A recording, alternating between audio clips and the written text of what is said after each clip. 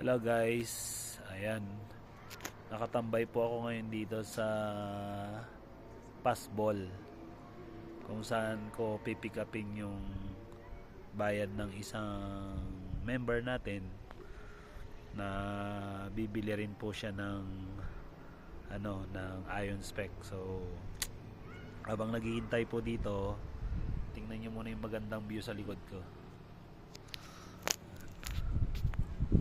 Ganyan po kaganda yung view dito sa San Bugyas Benguet. At ito, tulad ng dati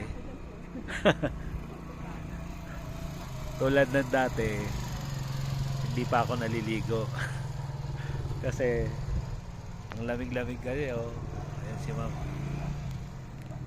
Yan, hindi pa ako naliligo dahil ang lamig-lamig. Siguro bukas na ako maliligo. So, kung gusto nyong marating to, mag-iron spec ka.